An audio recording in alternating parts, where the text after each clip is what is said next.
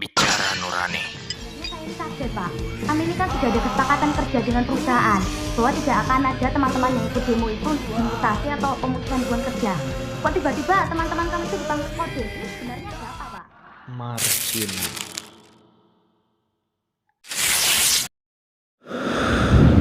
Marsina adalah wanita yang lahir pada tanggal 10 April tahun 1969 Ngelundo, Nganjuk, Jawa Timur. Marsina merupakan seorang aktivis dan buruh pabrik pada masa Orde Baru, bekerja pada PT Catur Putra Surya Porong Sidoarjo, Jawa Timur yang diculik dan kemudian ditemukan terbunuh pada tanggal 8 Mei tahun 1993. Siapa yang berani vokal pada masa pemerintahan Orde Baru harus siap menerima resikonya.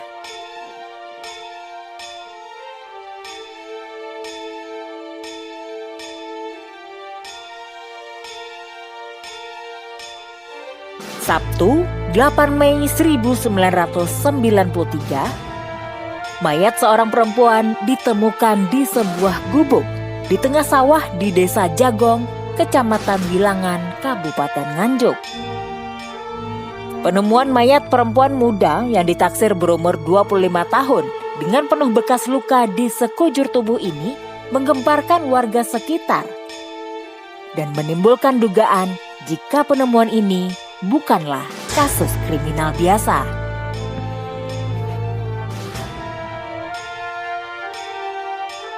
Buruh itu bernama Marsina. Pada masa Orde Baru, pemerintahan Soeharto melakukan intervensi yang kuat untuk memonitor dan mengatur protes buruh. Melalui surat keputusan Bakorstanas nomor 02/1990 dan keputusan Menteri Tenaga Kerja nomor 342 yang menjelaskan jika ada perselisihan antara buruh dengan pengusaha, maka yang berhak memediasi adalah militer. Aparat keamanan memiliki kewenangan untuk menertibkan para buruh yang melakukan perlawanan kepada pemilik perusahaan. Salah satu korban dari aturan ini adalah buruh perempuan bernama Marsina. Marsina adalah buruh PT Catur Putra Surya atau CPS, pabrik arloji di Siring, Porong, Jawa Timur. Buruh PT CPS saat itu digaji Rp1.700 per bulan. Padahal berdasarkan Kepmen 50/1992 telah diatur bahwa UMR untuk Provinsi Jawa Timur ialah sebesar Rp2.250. Kebanyakan pengusaha menolak aturan tersebut termasuk PT CPS. Karena itulah untuk menyampaikan aspirasinya, buruh PT CPS pun menggelar aksi mogok kerja pada 3 Mei 1993. Sebanyak 150 dari 200 buruh perusahaan itu ikut dalam aksi tersebut. Mereka membawa 12 tuntutan. Mulai dari menuntut hak kenaikan upah 20% hingga membubarkan organisasi Serikat Pekerja Seluruh Indonesia (SPSI) di tingkat pabrik. Saat aksi mogok hari pertama, Yudo Prakoso, koordinator aksi, ditangkap dan dibawa ke kantor Koramil 0816/04 Porong. Mogok kerja di hari pertama itu tak mempan. Prakoso disibukkan dengan pemanggilan oleh aparat militer. Akhirnya, Marsinah yang memegang kendali memimpin protes para buruh. Keesokan harinya pada 4 Mei 1993, aksi mogok kerja kembali digelar. Pihak manajemen PT CPS bernegosiasi dengan 15 orang perwakilan buruh. Dalam perundingan hadir pula petugas dari Dinas Tenaga Kerja, petugas Kecamatan Siring, serta perwakilan polisi dan Koramil. Pelibatan aparat negara dalam perundingan itu menimbulkan kecanggungan. Dalam perundingan yang alot itu, akhirnya tuntutan buruh dikabulkan. Hasil persetujuan itu dituangkan dalam surat persetujuan bersama yang ditandatangani oleh 24 wakil buruh, wakil dari Depnaker, dan pengurus DPC SPSI Sidoarjo.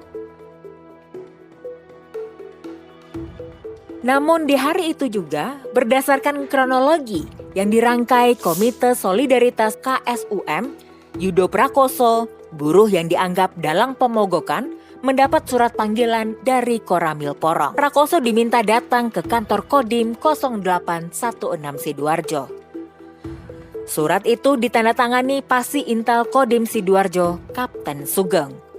Di Kodim Sidoarjo, Prakoso juga diminta untuk mencatat nama-nama buruh yang terlibat dalam perencanaan 12 tuntutan dan aksi mogok kerja.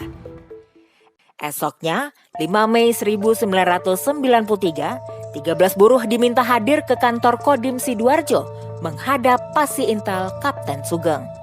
13 buruh itu dikumpulkan di ruang data Kodim Sidoarjo oleh seorang perwira seksi Intel Kodim Kamadi. Tanpa basa-basi, Kamadi meminta Prakoso dan 13 buruh lain mengundurkan diri dari PT CPS. Kamadi dan Sugeng telah menyiapkan surat pengunduran diri yang menyatakan 13 buruh itu telah melakukan rapat ilegal untuk merencanakan 12 tuntutan dan aksi mogok kerja.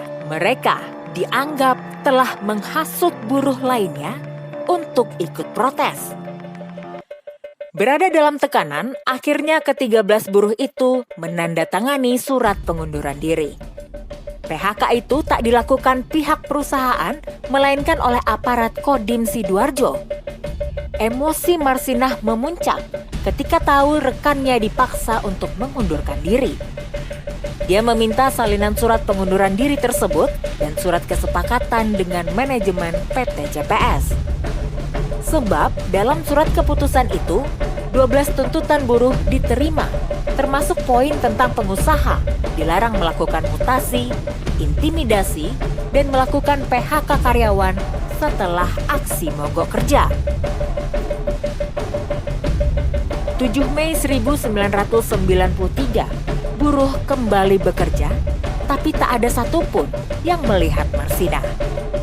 Setelah terakhir terlihat pada Rabu 5 Mei 1993, Marsinah ditemukan pada 8 Mei 1993 sudah tak bernyawa di sebuah gubuk pematang sawah di Desa Jagong, Nganjuk, 120 km dari Surabaya. Awalnya, kasus ini tidak menjadi perhatian publik dan hanya kasus kriminal biasa. Namun, Juni 1993, menurut data sementara yang dikumpulkan YLBHI waktu itu, kematian Marsinah berkaitan dengan permasalahan yang dihadapi buruh di tempat kerjanya. Komite Solidaritas untuk Marsinah melakukan aksi mengkampanyekan kasus Marsinah ke publik, serta mendesak pengusutan tuntas kasus pembunuhan Marsinah. Sejak itulah kasus ini mulai menjadi perhatian nasional maupun internasional. Baru kemudian Kapolda Jatim menyatakan bahwa kematian Marsinah tidak wajar dan membuat tim khusus untuk mengembangkan motif kasus pembunuhan Marsinah. Setelah dimakamkan, tubuh Marsinah diotopsi kembali. Visum kedua dilakukan tim dokter dari RSUD Dr. Sutomo Surabaya. Menurut hasil visum, tulang panggul bagian depan hancur, tulang kemaluan kiri patah berkeping-keping, tulang kemaluan kanan patah, tulang usus kanan patah sampai terpisah, tulang selangkangan kanan patah seluruhnya, labia minora kiri robek, dan ada serpihan tulang. Ada luka di bagian dalam alat kelamin sepanjang 3 cm, juga pendarahan di dalam rongga perut. Di tengah proses penyelidikan, berbagai kejanggalan terjadi, mulai dari motif pembunuhan yang simpang siur, sampai pada peristiwa penculikan, penyekapan, dan penyiksaan terhadap para saksi kasus Marsinah. 9 orang dari 142 orang yang diperiksa mendadak menghilang pada tanggal 1 Oktober 1993. Mereka baru muncul kembali 18 hari kemudian pada tanggal 19 Oktober 1993 di tahanan Polda Jawa Timur dan menyandang status sebagai tersangka. Berdasarkan laporan yang diterbitkan Lembaga Studi dan Advokasi Mahasiswa atau LSAM, Satpam dan pihak manajemen PT CPS itu disekap selama 19 hari, disiksa dan dipaksa mengakui telah membunuh Marsina di Kodam 5 Brawijaya. Tak ada satupun keluarga mereka yang tahu. Pada 21 Oktober 1993, aparat Kodam 5 Brawijaya menyerahkan mereka ke Polda Jatim. Siksaan verbal maupun fisik juga mereka rasakan di Polda Jatim, meski dengan intensitas yang lebih rendah. Proses persidangan para tersangka yang penuh kejanggalan tidak membuat mereka terbebas dari dakwaan. Mereka diputus bersalah dan divonis penjara oleh Pengadilan Negeri Surabaya dan Pengadilan Tinggi Surabaya, kecuali Yudi Susanto yang dibebaskan Hakim Pengadilan Tinggi Surabaya. Abdul Mun'im Idris, dokter dari instalasi kedokteran kehakim, turut ambil bagian sebagai saksi ahli. Dalam persidangan, dia memaparkan kejanggalan barang bukti, kesaksian, dan hasil visum. Menurutnya, visum pertama tak sesuai standar pemeriksaan jenazah karena hanya bersifat parsial. Barang bukti proses peradilan berupa balok, janggal. Ukuran balok yang digunakan menyodok bagian genital tubuh Marsina tak sesuai dengan besar luka pada korban, yakni 3 cm. Idris menegaskan bahwa pendarahan bukan penyebab kematian Marsina, melainkan tembakan senjata api. Melihat lubang kecil dengan kerusakan yang masif, apa kalau bukan luka tembak? Itu hanya satu, senjata api dia sebutnya. Kalau apa yang punya akses dengan senjata itu kan?